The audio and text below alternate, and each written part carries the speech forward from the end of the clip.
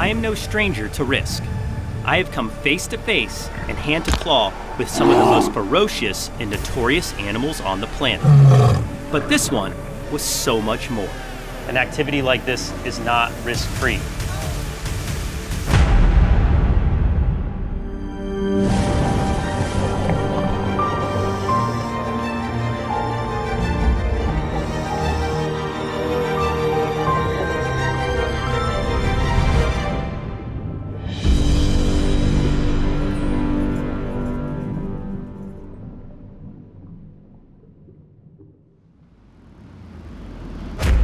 My name is Mark Vins. For over 5 years, 500 videos, You all right, man? and over 1 million miles traveled around the globe, I have been here with you on Brave Wilderness. And through those thousands upon thousands of hours off trail with my 2 best friends, I have witnessed some of the most amazing spectacles imaginable. Oh, wow. I have stood amongst the shadows of mountains, of forests, of a cowboy hat, of some of the world's deadliest creatures, and most often, the shadow of my own camera. Then last year, I decided to step out and take my place in front of the lens, to pursue my lifelong dream of ocean exploration. And since that day, there has been a singular entity, an enigma that has drawn me back to the blue wilderness. But before I was to meet this creature of epic lore and mystery, I had to first pass a series of tests to prepare myself. There were tiger sharks, hammerheads, and deep water dives. And not simply for any certification, but to prove to myself, to know that I was ready. Ready to meet my fate beneath the waves. Ready to come face to face with the great white shark. There it is. That's our ship. Today is the day we are here in Mexico, about to go on our first ever great white shark adventure. Actually, I take that back. This is our second attempt. The first attempt didn't go as planned in the Farallon Islands, but I've got a feeling this one's gonna be a whole lot different. Upon leaving shore, I could feel the hair on the back of my neck stand up. Would this be a gateway to the next phase of my adventures? Or would this be my last? I am no stranger to risk. I have come face to face and hand to claw with some of the most ferocious and notorious animals on the planet. But this one was so much more. Inevitable, intentional, imperative to my quest as an explorer. Welcome to Guadalupe, a remote volcanic island 175 nautical miles off the coast of Mexico's Baja Peninsula. This towering mountainous expanse of prehistoric Earth will serve as a backdrop to my greatest adventure to date. We made it. Because if there's one place on Earth to find the world's largest predatory shark, this is it. What's cool about Guadalupe is it's kind of like the sister to the Farallon Islands that we filmed at before. Unfortunately, we didn't see any sharks in the Farallons, but down here, the sharks come in because of the seals. They have 3 different species of pinniped here in Guadalupe. They've got their endemic fur seal population, they've got California sea lions, and then of course they have northern elephant seals, all of which are on the menu for the great white shark. And the place we are at right now is known as the kill zone. This is the space between the feeding grounds where the seals need to hunt their food and the shore where they rest during the day. And as you can imagine, in that space in between is the great white shark's favorite buffet. But our goal isn't to see seals getting eaten while we're out here. Our goal is to get under the water in the realm of the great white shark so we can get the cameras up close and personal with one of the world's top marine predators. Our home in this mystical place will be none other than the Socorro Vortex of the Pelagic Fleet. This ship and its crew have been making the voyage to Guadalupe for years and have been assisting in shark research and conservation all along the way. The very first step to try to protect sharks is to get in the water with them. Once you're in the water with them, it's a completely different perspective you will get forever. So one of the biggest differences between what we tried to do in the Farallon Islands and what we're doing out here in Guadalupe is this. We actually get to use attractant, aka bait, to draw in the sharks close to the cages and therefore up close to the cameras. All right guys, I think it's time to get suited up because it's about to be our turn to get in the water. As I began to suit up, reality sunk in. I do need to say, this is the point where the nerves start to kick in, and it's not because I'm scared, it's not out of fear, it's healthy, because an activity like this is not risk-free. Even though we're with one of the best crews in the world when it comes to diving in cages with great white sharks, we still have to have our wits about us. Anything can happen. We're talking a ton-plus animal that can be ferocious in a moment's notice, and they can literally rip these cages apart. In fact, one of my friends caught footage of a shark entering a shark cage, and they had to pop the top where the divers are supposed to come out to release the shark, not the diver. So we definitely have to keep our eyes peeled, be aware at all times, watch each other's backs when we're in the cages, because literally anything can happen. Just because there's bars in front of us, that's not any sign for complacency when you're in the water with an animal that formidable. The few steps between the deck and the shark cage created a bridge to the world of the great white. My heart began to race, but this time, the nerves I felt were more distinct. This was an adrenaline rush from the excitement of a life's dream nearing closer with each and every step. My moment had finally arrived. Here we go!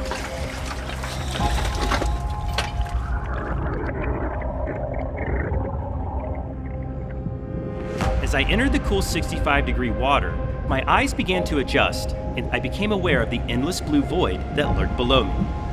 The sunlight danced through the 12,000 feet of water surrounding the landscape of the island, and there was no bottom in sight, meaning the sharks could be anywhere and come from any direction. Looking around, scanning for our first shark, I was in awe of the clarity of the water and the abundance of fish in the area. Our main challenge at this point was getting properly positioned. The strong currents threw us around the cages like ragdolls. So to keep the camera steady and our bodies from bouncing off the walls, we fixed our feet to the railing and held tightly with our free hands. Watching from below the surface, I could see the occasional splash from above as the crew tossed bait lines into the water. Knowing full well that each attempt could be the line to draw the apex predators from below. We waited, patiently scanning the blue abyss for any shadows or signs of movement. Minutes seemed like hours, but then, without much warning, it happened. From the distance, a dark shape began to appear. It crept toward us slowly, and then suddenly, it was right in front of us. Wow, I couldn't believe my eyes. What I've been witnessing for years on Shark Week was right in front of my lens. Finally, I was in the presence of a great white shark. It thrashed toward the bait and missed, but after a quick lap around our cage, it disappeared again. As fast as the giant flashed into view, it was gone. But this was proof of victory. We were going to be seeing sharks today, and hopefully, lots of them. On average, great white sharks will have up to 300 teeth in their mouths at any given time. And these teeth are arranged in up to 7 rows, with the first 2 known as their working teeth. As you can see by our footage, their attacks are calculated and precise. The torpedo shape of their body allows the great white to accelerate up to speeds of, get this, 35 miles an hour and strike with a force of 29 Gs. So forget about the bite for a second. The impact alone is enough to kill prey all by itself. As I calmly observe the frenzy of sharks surrounding the cage, I am reminded that I am in their world. Not only am I observing them, they are observing me. Witnessing a strange visitor in a metal cage, they would come closer and closer with each pass for a better look. And locking eyes with a great white shark is something that I'll never forget as long as I live. As my time in the cage came to a close, I couldn't help but keep my camera rolling. We had seen many impressive sharks today, but I just had this feeling that something big was about to happen. When suddenly, a giant silhouette charged from straight beneath, and with its sights locked on the prize, it lunged at full kill speed. And pow! I could not believe it. It's rare to see from the surface, let alone from underwater, but what we had just witnessed was a full breach. Behold, the full fury of the great white shark. Now feeling extremely happy with our footage, and after hours underwater, it was finally time to return to the safety of the boat.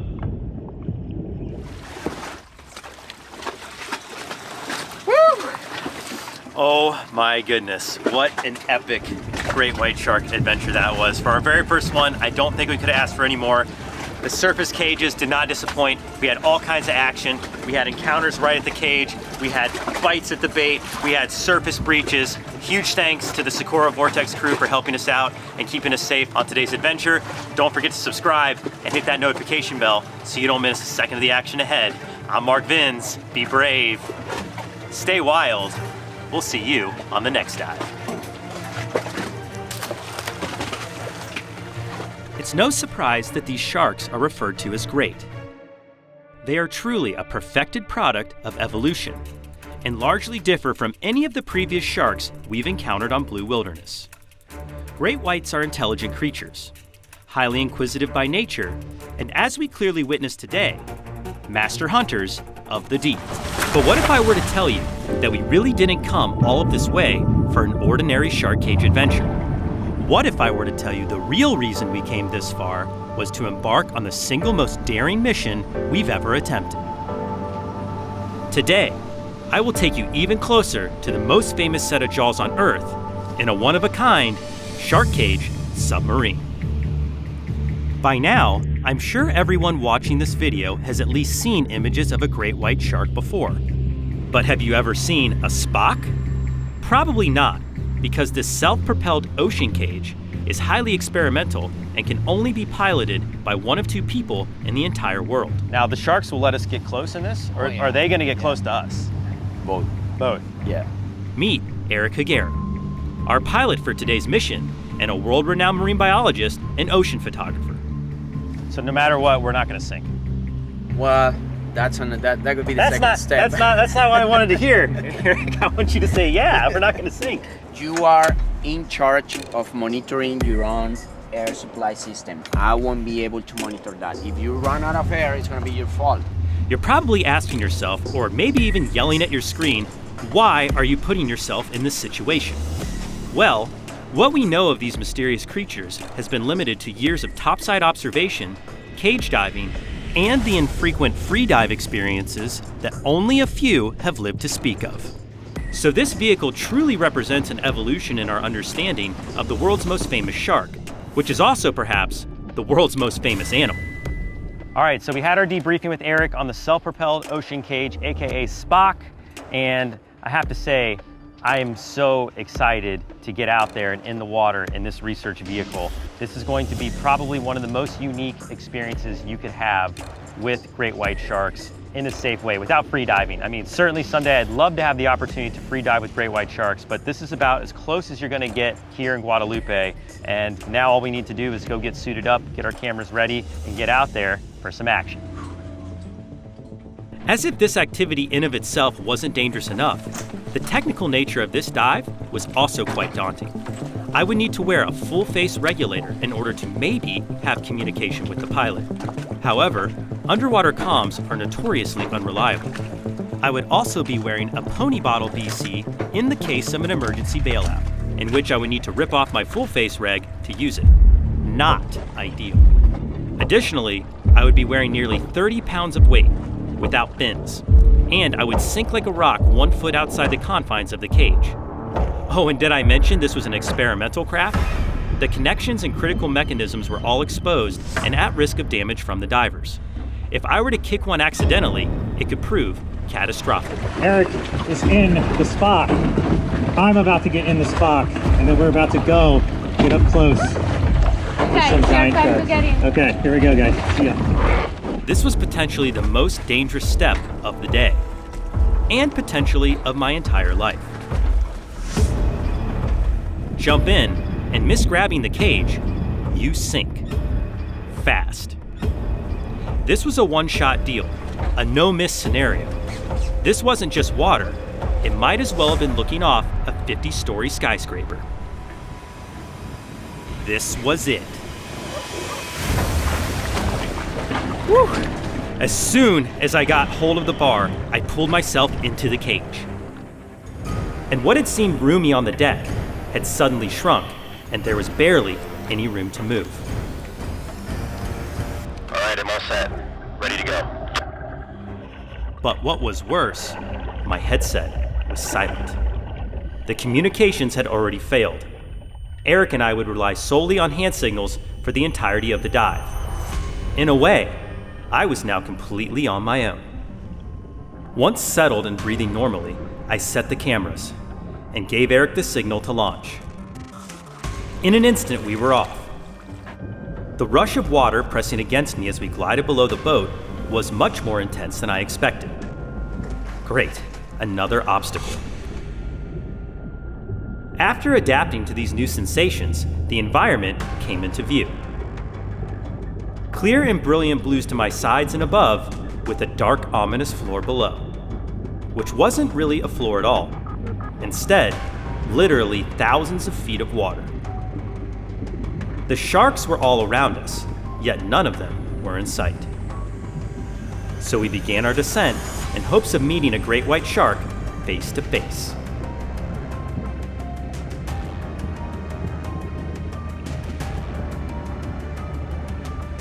Eric zipped the Spock up and down, checking different depths for shadows and signs of movement. The thermoclines, or temperature layers, were dramatic. Each dive down would zap us with freezing cold water, and the light would retreat right along with it. It was very dark below 60 feet, a perfect environment for these sharks, as they have adapted retinas that are actually split, one part suited for surface light and one part adapted for darkness. And while we certainly require wetsuits to regulate our body temperatures to keep from hypothermia, the sharks are able to regulate their bodies all on their own.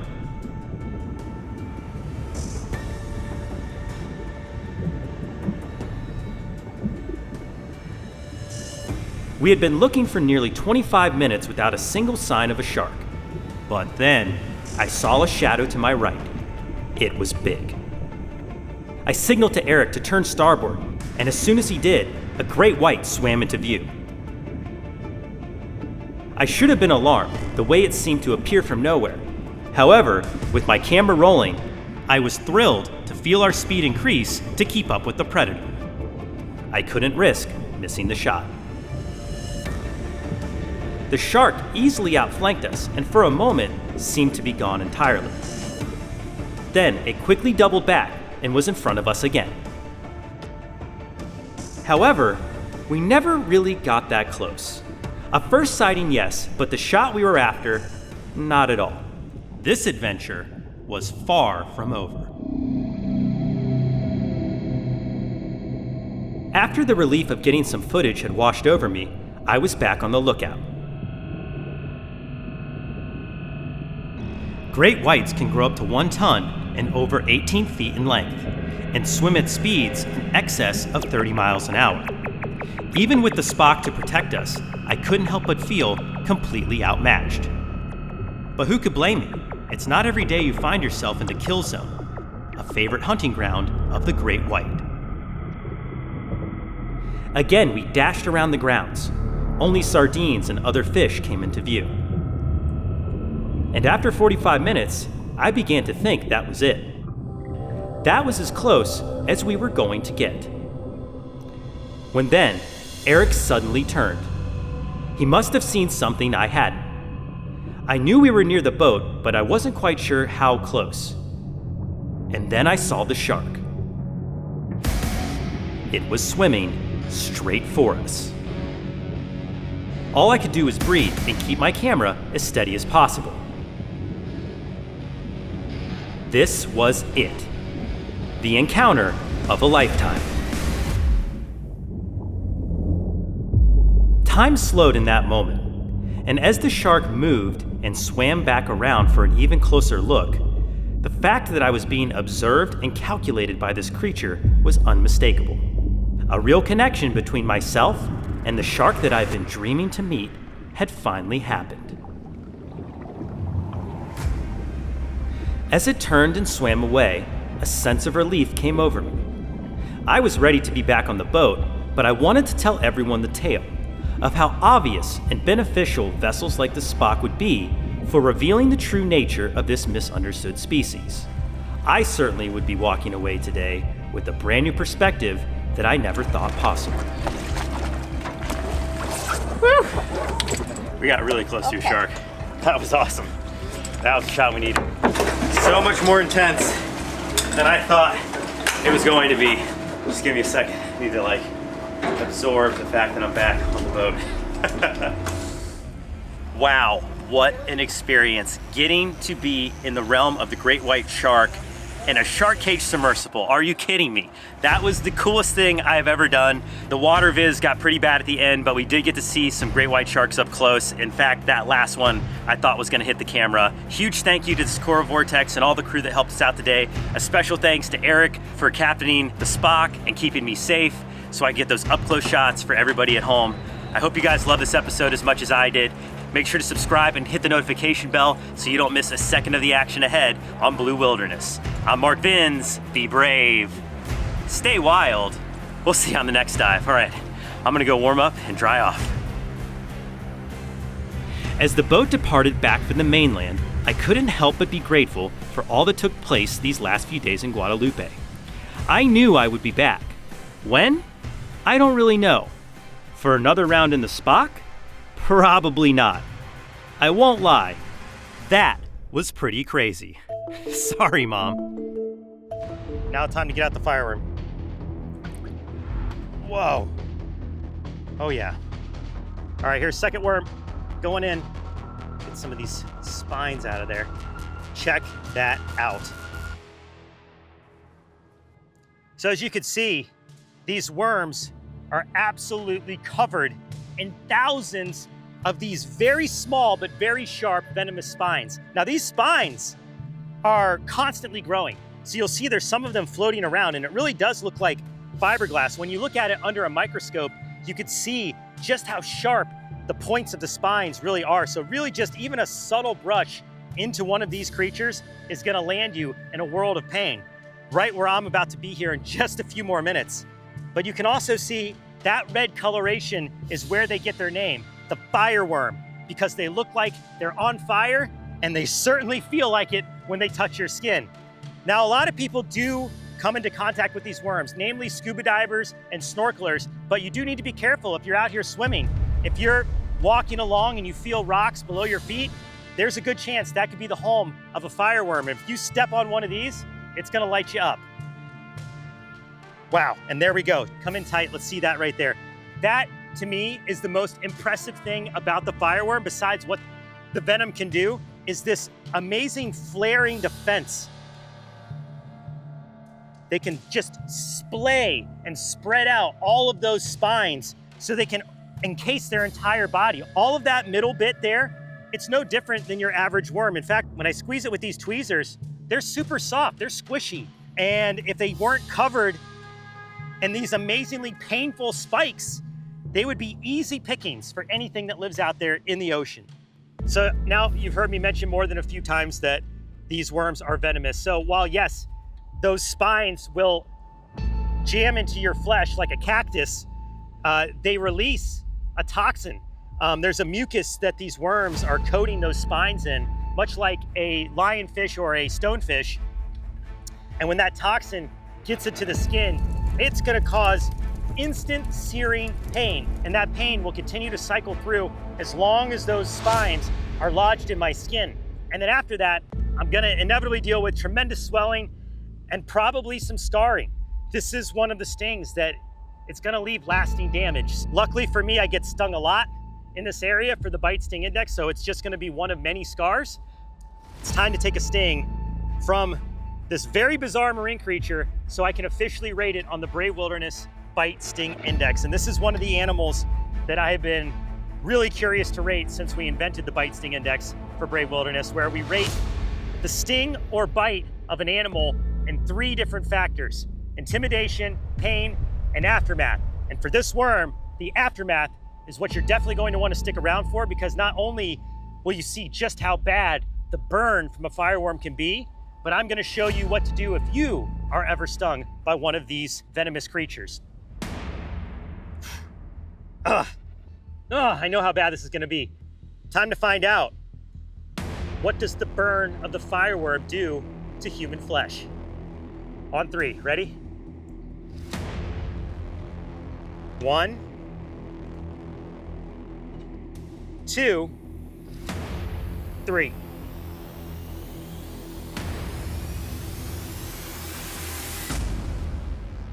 Come on, I didn't get me good enough. Maybe one more time. Here we go. Puff up. 1, 2, 3. Ah, yeah, that burns. Ah!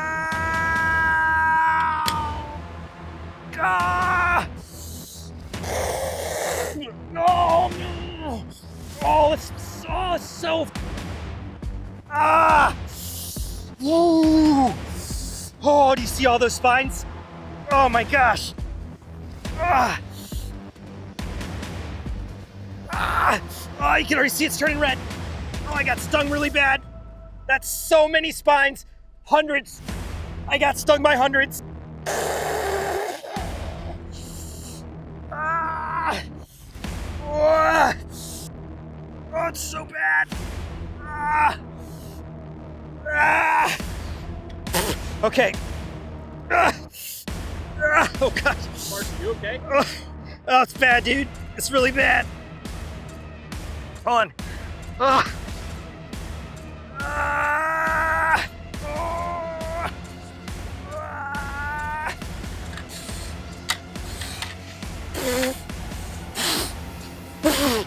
Ah! Ah! Oh my gosh, it's so much worse than the first time. I've been stung by these before, but never one that big. I have so many spines in my arm right now. Oh my goodness. Oh, this is gonna be my worst sting ever. This is gonna be my worst sting. Ah! Ah! I gotta let it dry. Because once it dries, I can use this tape to remove the spines. Anything that's like super adhesive. If you don't have duct tape, find something sticky. Just like get that stuff out of there. You need to get those spines out of your skin because right now I can just feel the venom just like lava flowing over top of itself. It's just as bad as a bullet ant. It's just as bad as a bullet ant. It could be worse.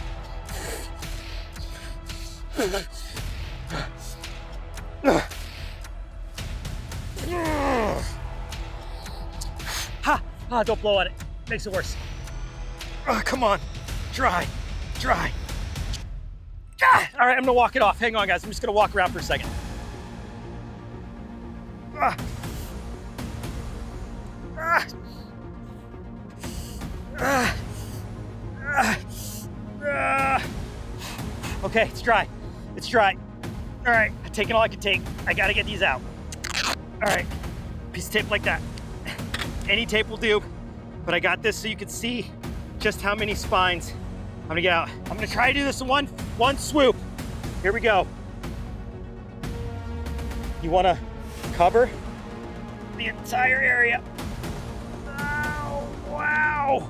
I didn't get a moment to go again, but look at that. Look at how many spines are in there. Come on. Ow! Ah! Okay, holy mackerel. Look at those welts coming in. You see that? Oh my gosh, and they don't even look that bad compared to how it feels. Instantly better as soon as you remove the spines. It really makes a big difference. The next thing you want to do, white vinegar. It's gonna help neutralize the burns. Oh yeah. Whatever toxin is left on top of my skin, this vinegar is going to neutralize it. Heavy duty tape, white vinegar. If you don't have it with you, get it as fast as you can because the faster you can get those spines out of your skin, the sooner you're gonna be on the road to recovery. But I can tell you the road to recovery for this sting is long. And you can see how much the welts are rising. Tomorrow, this is gonna be nasty. Now comes the hard part, the healing process, the aftermath. And the pain score, gonna be high.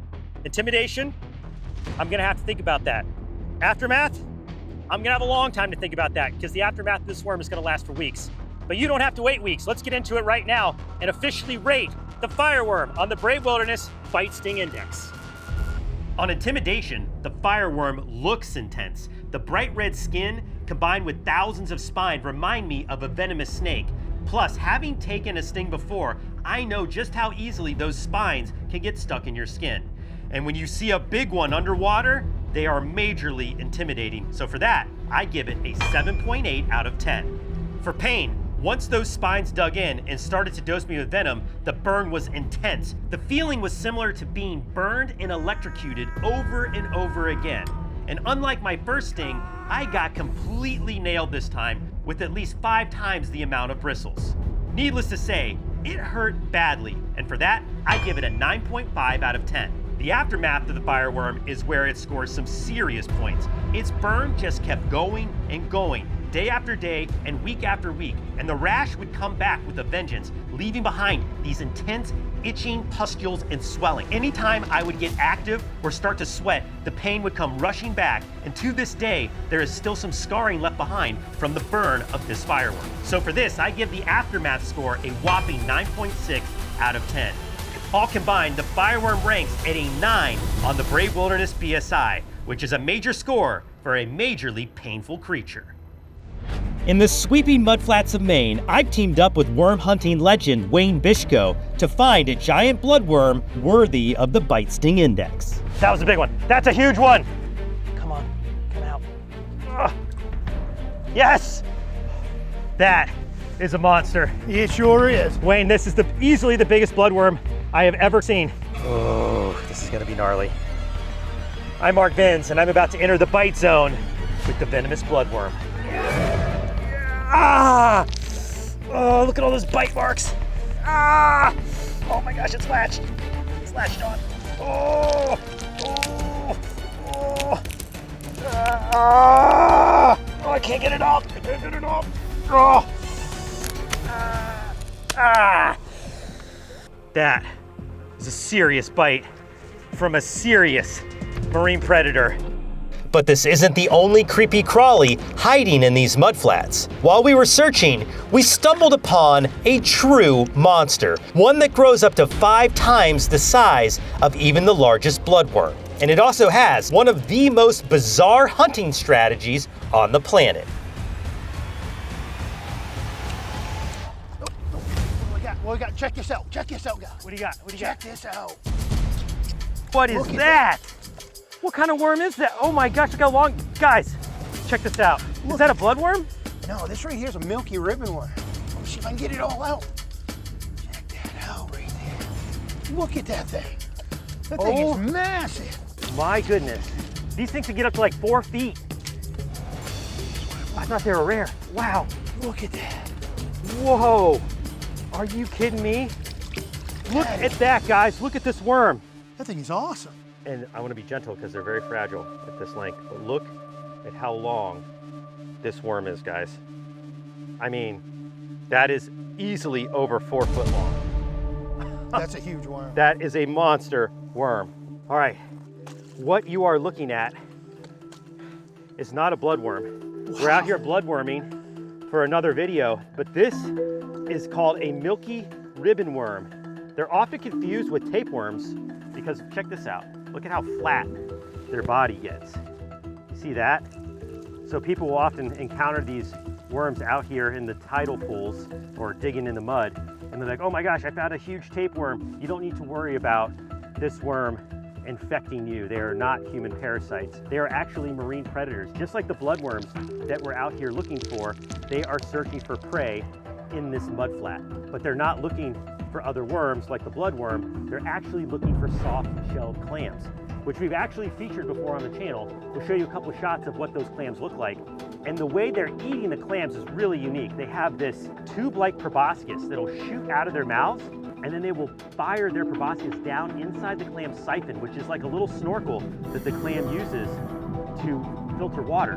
But the milky ribbon worm will infiltrate the clam shell through its siphon, spread out this proboscis, and eat it from the inside out. Pretty nasty, but kind of amazing at the same time that this worm has adapted that tool for eating these clams. Milky ribbon worms are native to Maine's mudflats, but recent research shows they're having a major negative impact on softshell clam populations. These clams are already under heavy pressure from green crabs, an invasive species from Europe that consume young clams before they ever reach adulthood. Milky ribbon worms compound the problem, and instead of targeting juveniles, they prefer fully grown clams. With green crabs removing the young clams and ribbon worms consuming the adults, clam populations are now struggling to reproduce fast enough to keep up with this dual threat. Maine is the nation's #1 producer of softshell clams, and these clams are a key part of the state's coastal identity and cuisine. But without human intervention to protect and restore these populations, we may reach the point where the softshell clam disappears entirely from both the mudflats and our seafood menus. Wow, but I have never seen one. There it is! There's a proboscis! Oh, did you guys see that? That's so gross. What? Look at that, it just slurped it right back in. Look at it like slink around. It's like a slimy shapeshifter. Look how it changes its body shape. Oh, I think it's about to do it. Something's happening. Wow. That is so crazy. Ugh, so slimy. Have you ever in your life seen a worm so bizarre? And look how it can just scrunch itself up. This was almost 4 foot long. Now it's just barely over a foot. Look at that, guys. What's it feel like, Mark? It is so super sticky. Here. Sticky? Yeah, here. Oh no. Check it out. Oh no. Look at that. Oh, it is sticky. Yeah. Oh. Yeah, it is not slime free. I'm gonna have to wash my hands good. Oh, there it is. There's the parapodia. Look at that. Look at that. Are you kidding me? That is creepy. That is just like Spider-Man. Look at that, look at that. Oh! And look, it's sucking it back in. Ugh. Oh. Look at that. Look at that.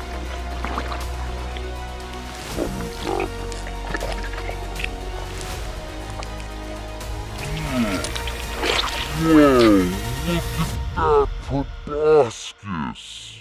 Now, I've seen a ton of creepy crawly worms during my adventures, but the milky ribbon worm felt totally alien. Compared to the bloodworm or even the fireworm, it doesn't even need venom to dominate its environment. The bloodworm relies on its hooked fangs and potent venom to stun and consume its prey. Its bite is sharp and precise and delivers venom directly into its target. The fireworm, on the other hand, uses thousands of tiny venomous bristles that can inject a fiery sting into anything they touch. What does the burn of the fireworm do to human flesh? Ah! That's so many spines. Maybe one more time. 1, 2, 3. Ah! Yeah, that burns. Ah! I have so many spines in my arm right now. Oh my goodness. Oh, this is gonna be my worst sting ever. The milky ribbon worm, by contrast, relies on its massive toxic proboscis to poison and overwhelm its prey. It acts like a sticky straw, attaching directly to its victim and melting it with digestive enzymes so the worm can simply slurp it up. It is a slow, creeping predator, but one wrong move and it's enough to swallow and overpower virtually anything smaller than itself. So while other worms rely on toxic bristles or fangs to subdue their prey, the milky ribbon worm relies on its massive size and toxic slime. A completely different horror lurking beneath the Maine mudflats. Yikes. And this is just the milky ribbon worm.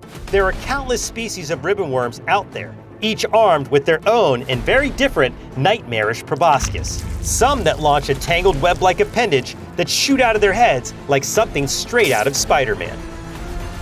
Well, I think we're gonna put this sticky giant worm back in the mud. Wayne, thanks for finding us this alien looking creature. All right, guys, I just got done night diving in Indonesia, and I cannot believe what we just filmed tonight with the Bobbit worm is mind-blowing. Total nightmare fuel, but super awesome at the same time. Check this out. You won't be sorry. We're starting our dive at dusk, and we'll be focused on the seabed in front of us. This is typically when the most interesting creatures are active.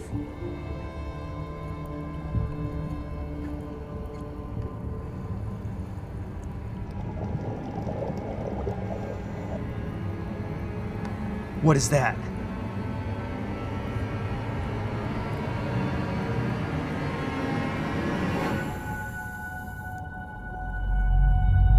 That's a bobbit worm. Oh my gosh. We gotta get in for a closer look.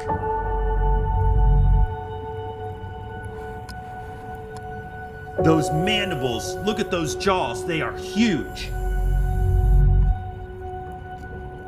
If that's not a sci-fi monster, I don't know what is. And look at its skin. It's iridescent. It almost has a rainbow shimmer to it. And you could see its serrated jaws open and ready to clasp onto any would-be victim that crosses its path. And do you see those little antennae right by the jaws? Those are sensory organs, sensing the chemicals and vibrations in the water so it can detect prey and launch out for an attack. And with a body length of up to 10 feet, there's a lot more to this worm than meets the eye. And using all that friction that it has from that long burrow, it possesses incredible strength and can take down large fish as prey in a split second. Let's see if we can get the bobbit worm to snap its jaws for the cameras.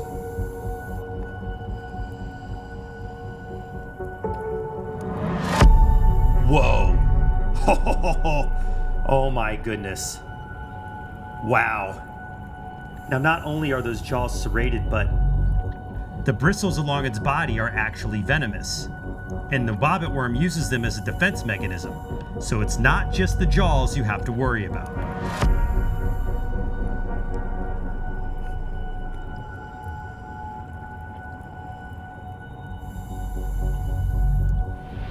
Oh no!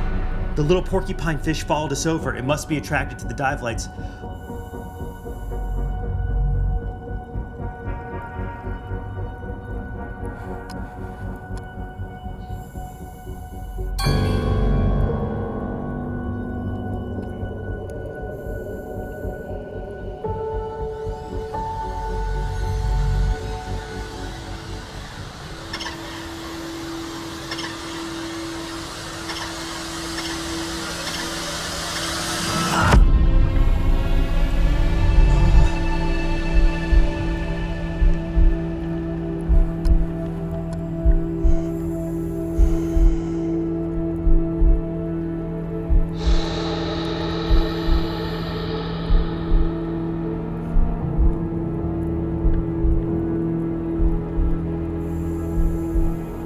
That porcupine fish is very lucky to have escaped the bobbit worm. But that was pretty interesting to see it use its defense mechanism to puff up like that and to be successful with it. Whew, that got my heart racing.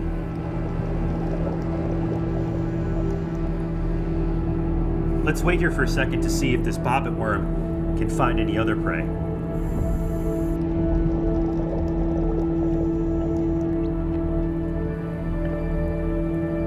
Look who showed up. The scorpion fish has come in to take a look. I wonder if the scorpion fish thinks this bobbit worm could be food. It certainly is creeping in really slow.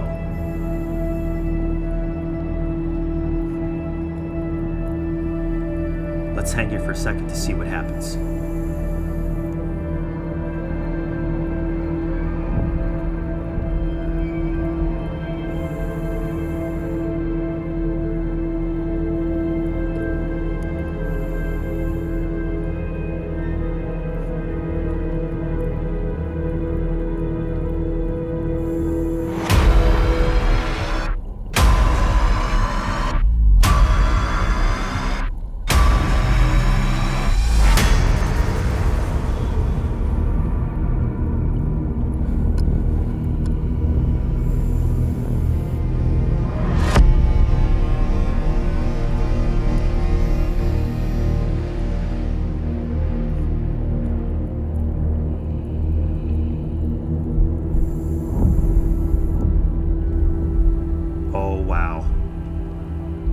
I cannot believe what we just saw. I think we're gonna need to see that one more time, but this time we're gonna slow it down.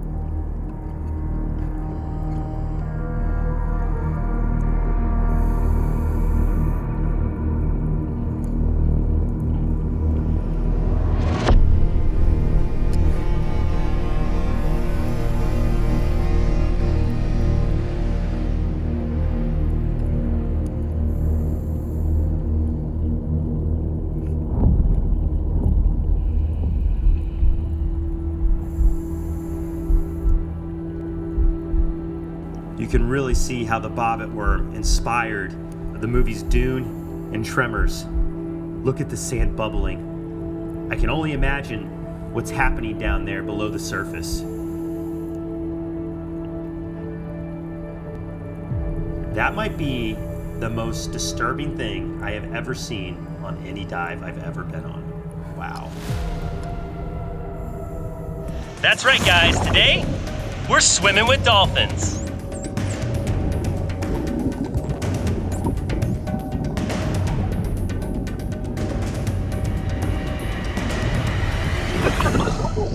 Dolphins não vão beber!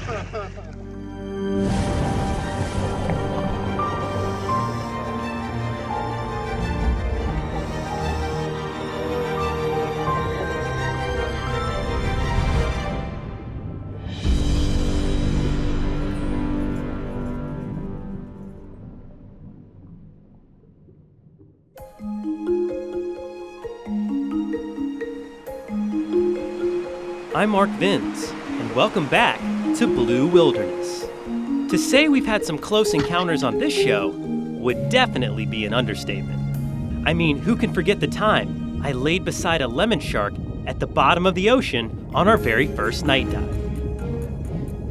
Or the time we were swarmed by porcupine fish, and I even got to pet one. Or swimming with those big, beautiful tiger sharks at Tiger Beach. Yep, it's no secret that getting up close and personal is one of our specialties. But there's a big difference between witnessing an animal in the wild and actually communicating with one. The Atlantic spotted dolphin is one of the most social, playful, and intelligent animals in all of the sea. And something almost miraculous happened when we ran into a pod of these incredible creatures off the coast of Bimini. And honestly, I never would have believed it myself if I didn't see it with my own two eyes. Bimini is an island chain that comprises the westernmost portion of the Bahamas. And believe it or not, it's only about 50 miles due east of Miami, Florida. But in many ways, feels like a completely different universe. It's said that Bimini was even referenced by Ponce de Leon in his search for the Fountain of Youth. And it's pretty easy to see why. The blue waters here are alive and absolutely breathtaking. On this adventure, we teamed up yet again with Jonathan Bird and his Blue World crew for the search of these Atlantic spotted dolphins. But finding them isn't always easy, and you have to know where to look. And fortunately for us, the crew of our ship, the Dolphin Dream, has been doing this for many years, and are world-renowned experts at locating the Atlantic spotted dolphins. They know just where to look and can even identify individual dolphins from these world-famous pods. So believe it or not, we don't really find the dolphins, they find us. These dolphins have been playing with the Dolphin Dream for over 40 years. This is a very special population of Atlantic spotted dolphin that do this. You definitely don't want to jump in the water with just any pod of dolphins. It can be potentially dangerous, and they might not be that friendly. So you definitely don't want to do this by yourself, and you want to make sure you're with a professional team if you're ever going to swim with wild dolphins. As it turns out, these mammals love boats, and more specifically, they love surfing the wake from the boats, like the Dolphin Dream. So Mario, Jonathan, and I posted up at the bow of the boat and scanned the blue horizon. And after a couple of hours, we spotted them. Or more accurately, they spotted us. Look at them there, right next to the bow. It was time to jump in. We're leaving the scuba gear on deck for this adventure because we want to stay as light and as agile as possible. These dolphins are incredibly fast. So the only things we'll be bringing into the water with us are our snorkel gear, some GoPros, and a bandana. Yeah, you heard that right, a bright red bandana. So these Atlantic spotted dolphins that we're gonna be trying to play with love colorful things. So these bandanas are sort of an offering or a toy that we're gonna bring out there into the water with us. And the hope is that it'll keep the dolphins entertained so we get some really cool shots in the process. You see, the thing is, these dolphins love to play. And it turns out they are experts at a version of underwater capture the flag. But it doesn't always work out that well. Let's face it, humans are kinda slow and, well, boring if you're a dolphin. But we tried to get them interested to play the game anyway. And after some free dives and a little bit of taunting with that bandana, it almost worked. And I began to see the personalities of these dolphins start to come out. In fact, it became clear pretty fast that the Atlantic spotted dolphins are incredible animals. They have streamlined bodies, perfect for speed and acrobatics. They are known to leap playfully out of the water alongside boats, and they swim in pods anywhere from 5 individuals all the way up to 100. In other words, these are social animals. Although I wouldn't fully understand just how social they were until later. The difference between the adults and the calves was easy to spot. Juveniles are born both smooth and gray and only develop their spots over time. And it is estimated that these dolphins can live between 30 and 40 years of age. And they can stay underwater for, get this, up to 10 minutes at a time. Whoa. Considering all of that, this was a lot for us humans to keep up with.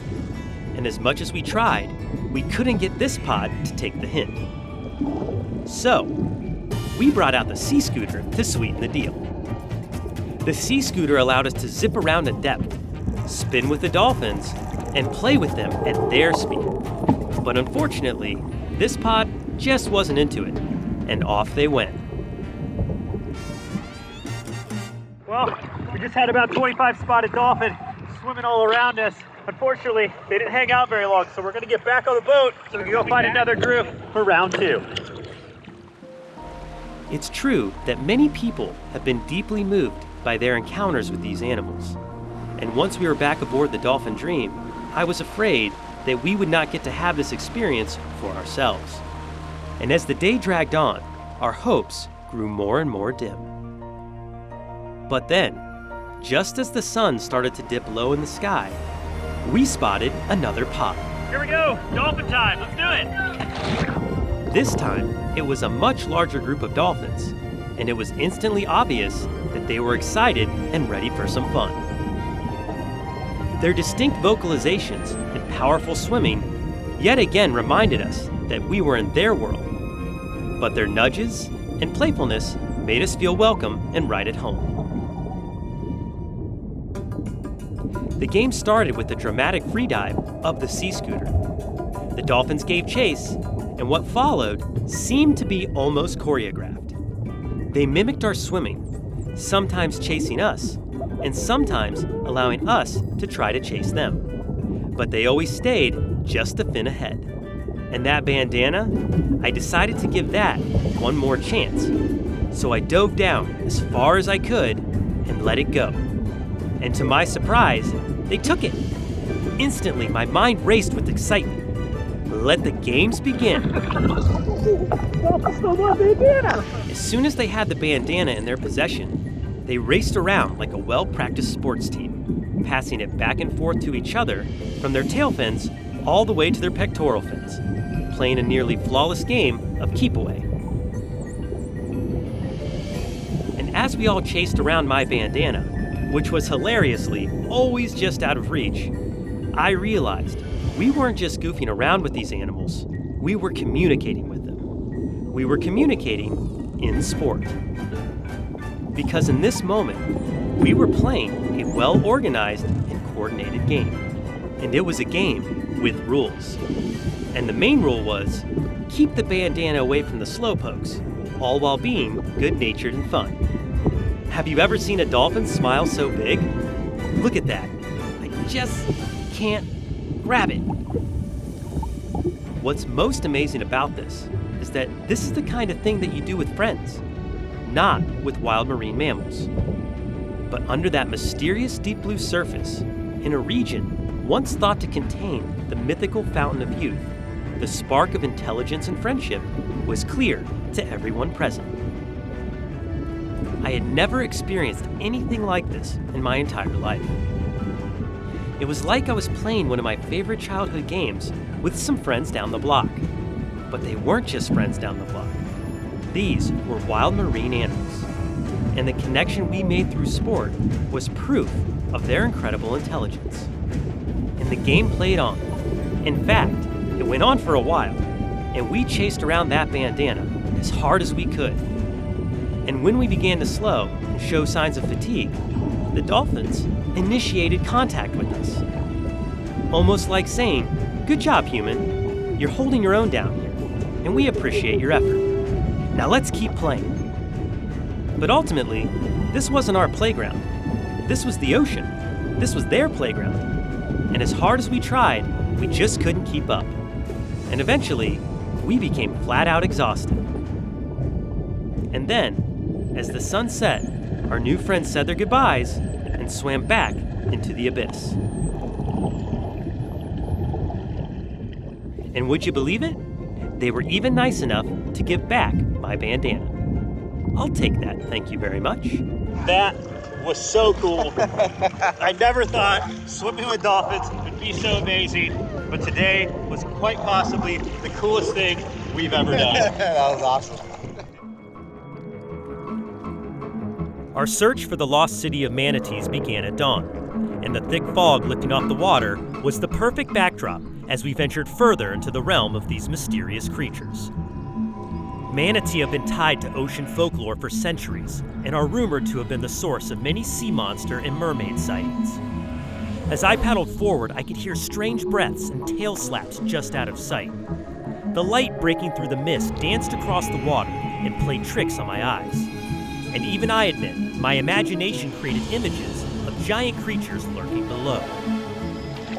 All right, the sun is rising, the fog is subsiding. On this trip, we're going somewhere new. We're going right to the source of the spring water. And with any luck, the manatees will accept us and come in for their close-up. As the moment to enter the water drew near, my heart was racing and my anticipation was off the charts. As with any aquatic adventure, the moment you plunge beneath the surface is the instant you realize you are now entering a completely different world. As my eyes adjusted and I began to slowly swim forward, I noticed a shadowy figure approaching from the left. My curiosity propelled me, but just when I thought I was getting closer, it vanished like a ghost. Then I remembered, to swim with manatee you must be brave, be still, and wait patiently. So I froze and scanned for movement. And then they appeared. Seeing the first manatee of the day was thrilling. With all the news of their disappearance, I was nervous we might have come all this way without being welcomed back. If nothing else, manatee are highly intelligent, and just like their closest living relative, the elephant, it's said they never forget. One by one, they started to swim closer, and eventually began to encircle me, while slowly pushing our group beyond the murky channel. It was clear they wanted me to follow them through a narrow passage, so I cautiously navigated forward, not sure what to expect on the other side. There was a swift current we all swam against, but I was sure this is where they must have come from. The murky water eventually gave way to a crystal clear expanse, and it became obvious. This Clearwater spring wasn't just their home. This was a manatee paradise. I want to thank Deal Dash for sponsoring this video. They help make this story possible, and without great partners like them, we wouldn't be able to update you on the current situation facing this species. Deal Dash is an online auction site that lets you compete for huge savings on brands you know and products you love. We're talking up to 99% off, guys. Okay, so let's give this a shot. There we go. Every adventure needs a new set of binos, am I right? So here's how it works. You buy a bid pack, you can get like 10, 50, 100, etc. bids. Each bid raises the price by 1 cent, and the auction clock restarts at 10 seconds every time someone else bids. And I'm gonna bid on these right now. Dang it! So I'm gonna go big. I'm gonna go 150 bids on the bid buddy. Ready? 150. Book 'em. Fingers crossed. Oh, we won! We won! We got, yes! So that was awesome. Right now there's a good promotion going on. If you're a fan of Brave Wilderness, if you type in Wilderness as the promo code, you get 100 free bids on the purchase of your first bid pack. So go check out Deal Dash, have some fun. Maybe you'll win something like we did today. And now it's time to get back in the water with the manatees.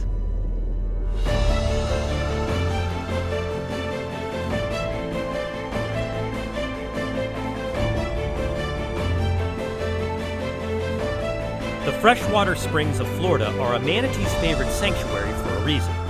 The springs stay a warm 72 degrees year-round and serve as an oasis during winter months, as manatee lack the body fat of other marine mammals, making them susceptible to cold snaps. I know it's hard to believe, but trust me, they get chilled easily.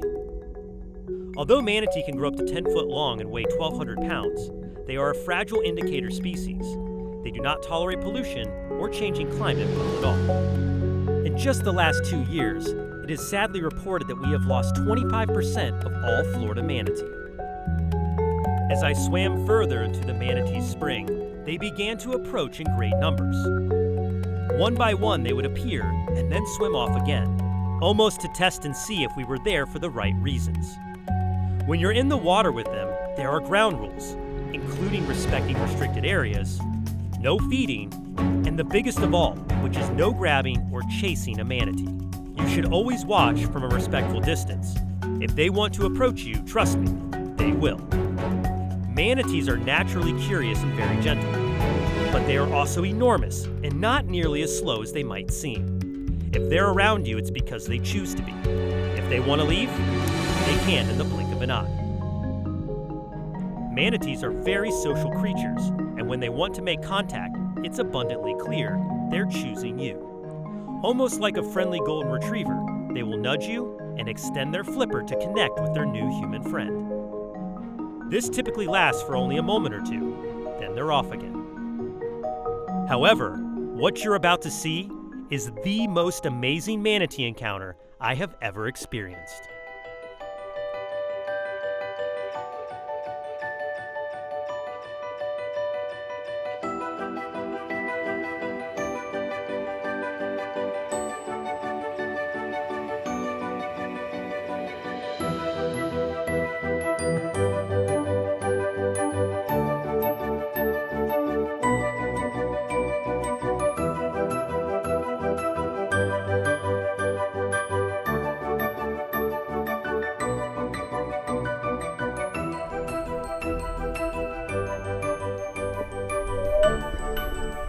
Manatee have a unique language and can speak to each other, so it's easy to hear when they get excited. I don't know what this one was saying to the rest, but whatever it was, certainly had them more curious.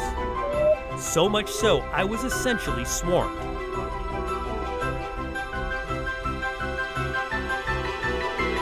Seeing this many manatee in one place was a rare and amazing sight. There must have been over 100 of them. Their eyes would follow mine, and their connection to me was clear. Every time one would leave, another would approach looking for the same attention. And it was easy to get lost in the awe of their playful behavior. After about 30 minutes, I had truly lost count of how many manatee had approached the camera. And compared to my previous experiences, I knew that this one was special. And sadly, perhaps the last time I would ever see so many in a single place. I could have stayed in the spring forever, but as light started to fade, it was time to make our way back to the kayaks. And for some of us, it was easier than others. We kayaked through what seemed like a desert, where seagrass once thrived, only to witness manatees struggling to feed on what little grass remained.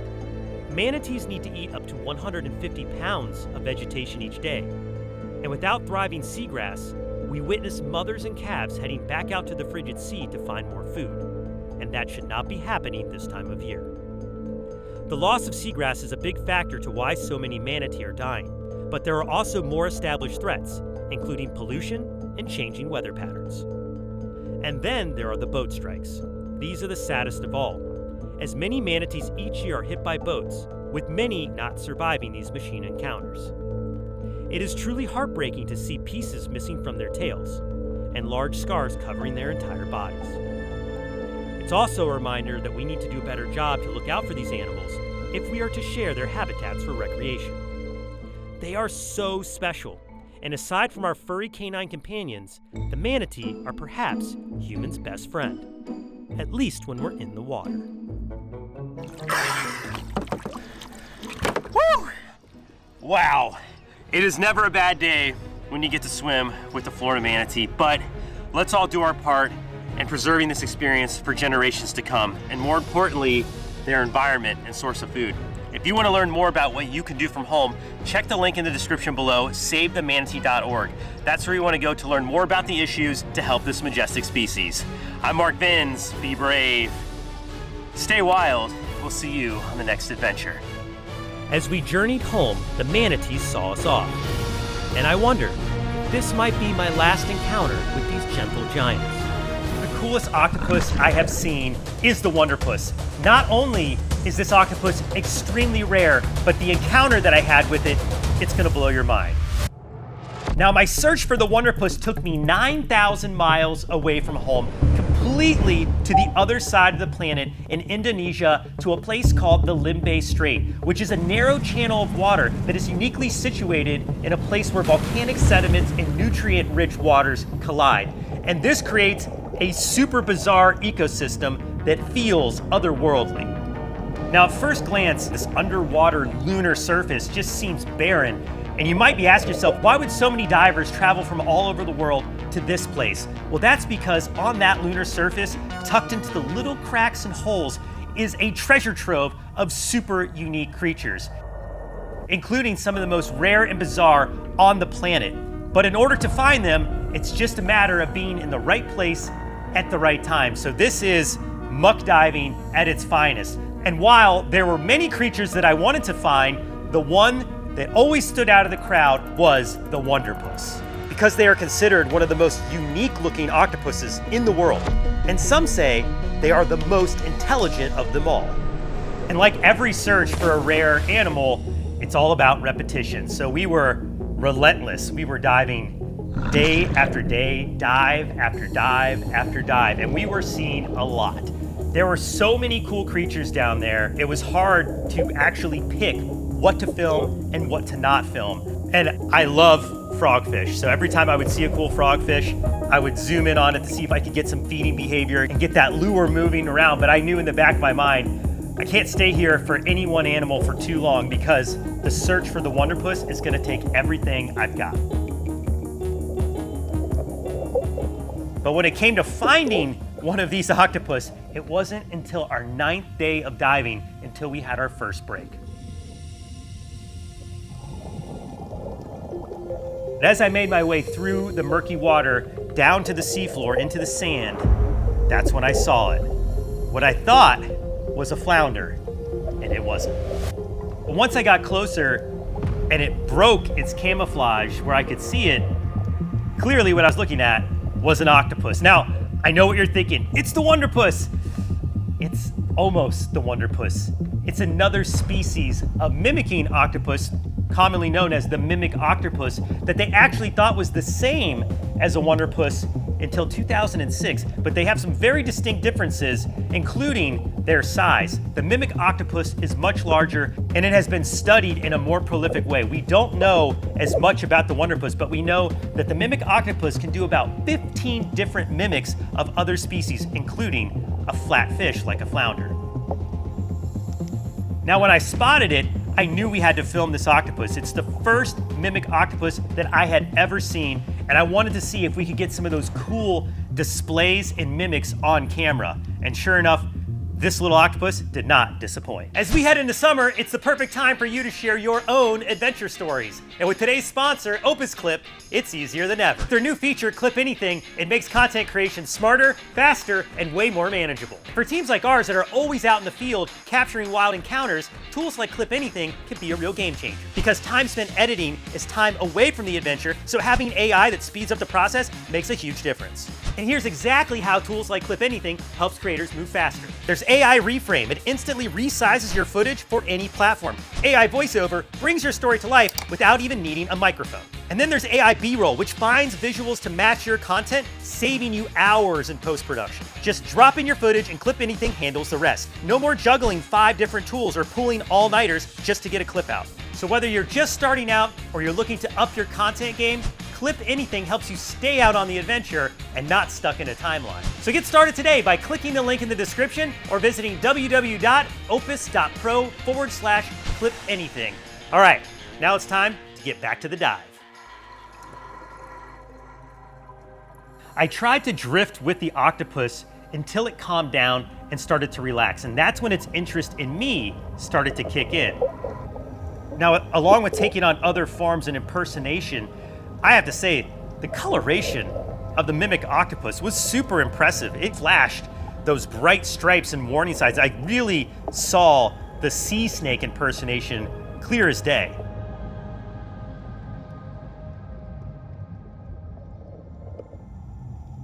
These displays can really fool you, especially when you're in that murky water in the muck environment. Scientists believe this mimicry is used to fool predators into thinking that the octopus is far more dangerous than it really is. So think about that. This animal is trying to pretend to be another animal to avoid getting eaten. That's some next level survival skills. Now, a lot like some of the other creatures that we had already filmed on this trip, the mimic octopus also lives beneath the muck. So when they want to leave, they can. And for its final disappearing act, I have to say the mimic octopus gave us a show that was award worthy.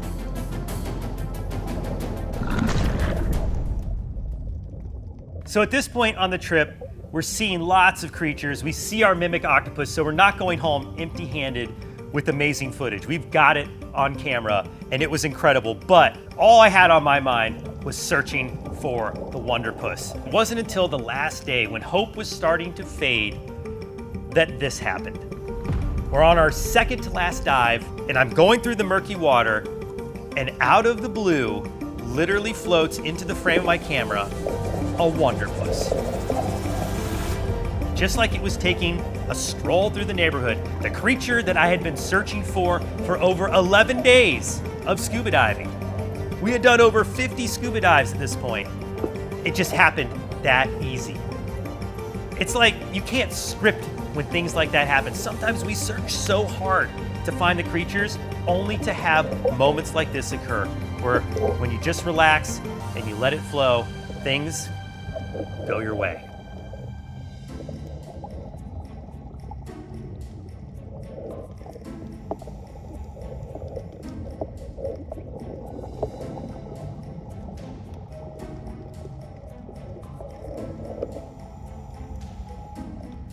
At this point, it's game on. I am camera locked on the Wonderpus, trying to catch every moment I can of this creature before it disappears.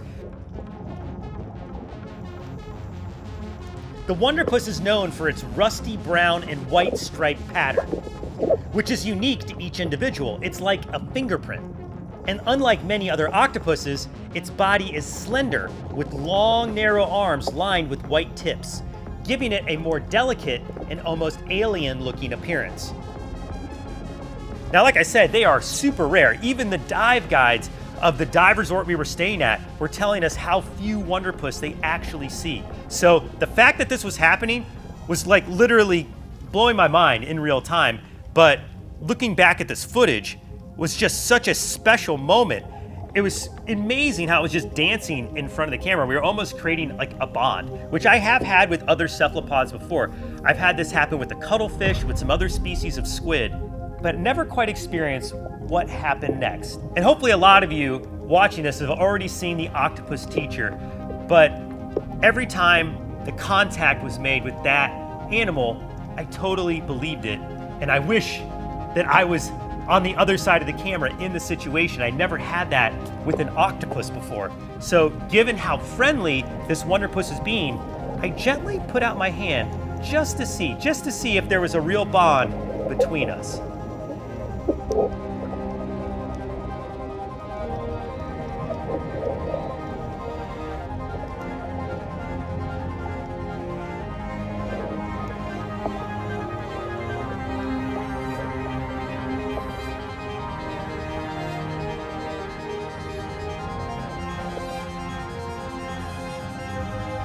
And if this octopus wanted to get away, it could jet away in a second. They are very quick at evading predators. This just goes to show you how intelligent an octopus is to know that I meant it no harm, and I was just curious about seeing it and spending those moments that we had together underwater.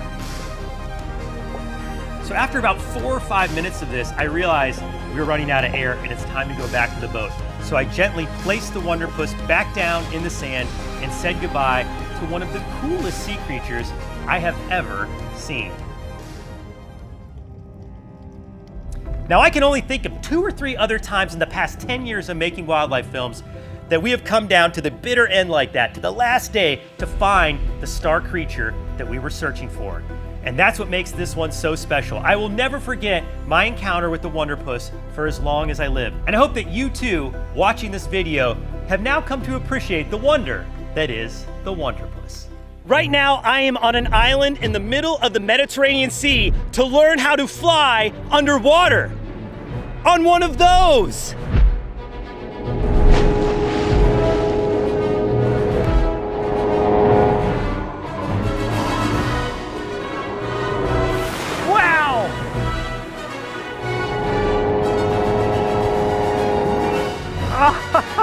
Look at that! Woo! Archie, that was sick! Let me introduce you to Archie O'Brien. He is an inventor and he is changing the way that people explore underwater. Archie, I have so many questions, but the first 2 are, how fast can I learn how to do that? And when can I get in the water? Well, Mark, the good news is you're going to learn pretty fast. But first, let's show you your jetpack. All right. Wow! Oh my goodness, Archie, what am I looking at right here? This here is the world's first underwater jetpack. I am so excited to get in the water and do what we just saw you doing, but tell us how this happened. You invented this. That's right. So about 7 years ago, I was free diving in Koh Tao in Thailand, and I like speed, so I thought this would be a lot cooler if I could do it really fast. So once I got back to England, I sketched out some ideas and was looking to see if I can fit this much power into a unit that fits on your back. Explain to us exactly how this operates. Since we're on the table, I'm going to lay this one down. As that comes up, that's off, as simple as that. And then the harness, that provides a lot of buoyancy to the user. So this will keep you balanced in the water when you're resting in between dives. The mounts here, top and bottom, is where the jetpack clip into. And that allows you, when you move your body, even the slightest movements, that you'll change direction. So the movement through the water is super intuitive. The power is all in here. Let's take a look at the power unit. This is, guys, check this out. Look, it has jets. 2 jets. 2 jets. The water comes in here and then it gets fired out the back, and that's what allows you to move through the water. It's a flying feeling. Your brain very quickly forgets that you have this, and you just feel like a superhuman. And I'm assuming this is how we operate the jet. Yeah, this is the controller. It's super simple, so once you're in, all you do is squeeze. That works in the same way if you ever played Scalextrics, the little cars that go around the track. Sure. It's a very, very similar concept to that, so it's super intuitive, and it's something you forget about really, really quick once you're actually in. Okay, now that we know the basics of the underwater jetpack, it's time to get it in the water. All right, guys, the time has come, and we have made it to my training ground. Now, what you see behind me is a protected cove, and it has a white sand bottom, so it is the perfect environment for me to try out these underwater jetpacks. Now, Archie and the guys are bringing down the equipment right now. We're gonna put our harnesses on, put the packs on, and get out into the water to see if I can actually do this. Now you'll notice we're not using any air tanks. These underwater jetpacks are for free diving only, which allows you to move at higher speeds and is much more maneuverable than a scuba dive. Here we go. All right, guys, let's go flying underwater. Archie gets under the water using a technique called duck diving. This move is the foundation for all possibilities while using the underwater jetpack. But before I can maneuver like Archie, I have to get the hang of using the throttle. Whoa. Wow. First trial run on an underwater jetpack surface test.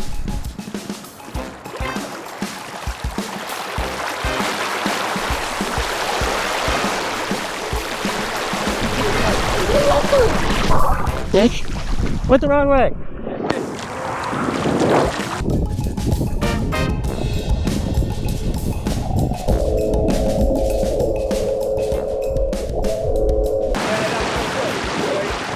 You've got the hang of the throttle control now, so okay, really the next thing we got to do is just get you in and under. After only a few minutes in the water, Archie was already showing me how to do the duck dive. What we want to do is get our arms out a little bit. We want to lean forward and then head down, bum up, squeeze the throttle. Now, if you feel like you're going too deep, too quickly, let go of the throttle a bit and pull up.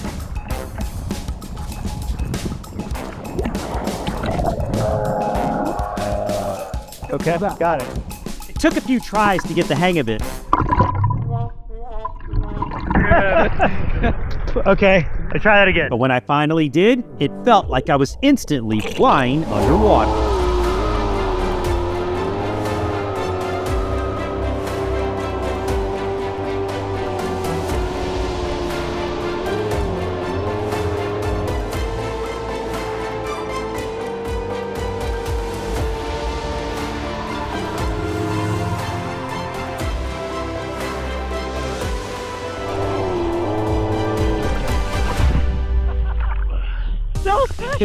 That was awesome. Whoa, it is like so much different than I thought it was going to be. Yeah. Wow. Like cruising. Yeah, absolutely. I felt like a torpedo. Yeah. Oh man. Okay, should we go back? Yeah. All right. My first impression at the surface was just how powerful the jetpack was. It moved my body around with ease, and it was obvious that it could go much faster.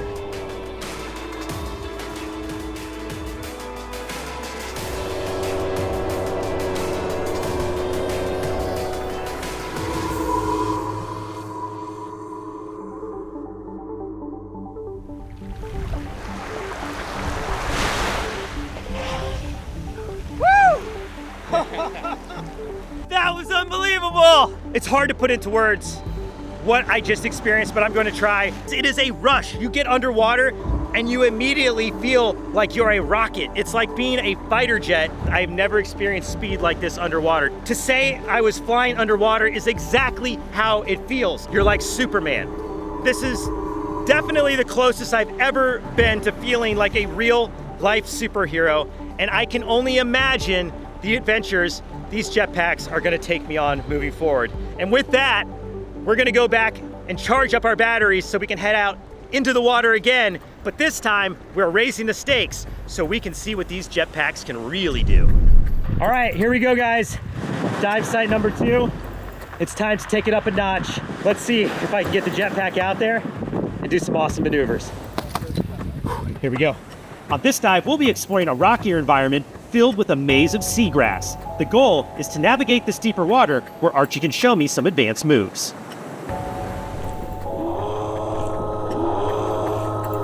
But first we have to get there. Perhaps one of the hardest urges to fight when I was first going down with the jetpack was to maneuver my arms and legs. Instinctively, you want to kick and you want to use your hands to move around. But with the jetpack's power, you don't need to move your hands or feet at all. You just need to hold your breath and move your core around and point the jetpack in the right direction. It does the rest. As I got more confident, it became easier to hold my breath, allowing me to stay down longer and travel much further on a single gulp of air. I was also starting to feel like I had complete control of where I was flying, so I started trying some advanced maneuvers, knowing that the floating vest would bring me right to the surface if any of the moves didn't work out. I tried to learn like the bank feel. Yeah. Where it's like trying to force it to go one way doesn't work, and like just subtly like angling your body, you just go that direction. Unlike the sandy bottom of the training ground, the contour of all the seagrass and the rocks made a fun obstacle course to maneuver around. My goal was to try to get to some of the maneuvers that I was seeing Archie do. But after a few more pointers, I was finally able to pull off that instant flip underwater.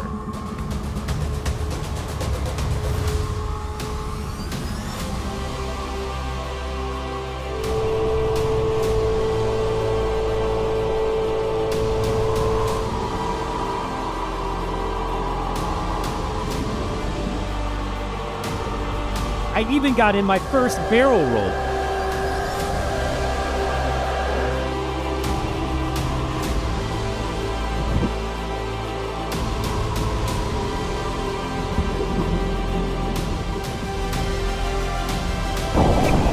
That was awesome.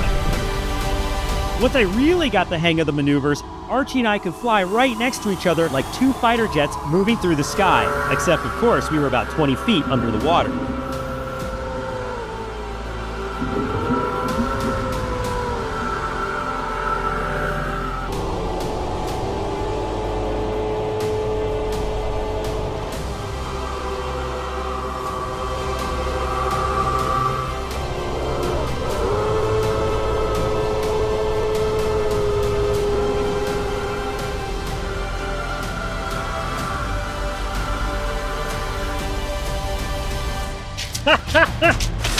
Archie, man, that was unreal. I cannot believe how much fun I had out there with these underwater jetpacks. Thank you. You're more than welcome, Mark. Great to see you today, learning in the shallows and now coming out into the seagrass. It was really something quite special. All right, guys, that's going to do it for us in Corsica. This has been one of my favorite adventures of all time. The CudaJet underwater jetpack completely exceeded all of my expectations, and I cannot wait to get back out there to see what else I can do with this amazing technology.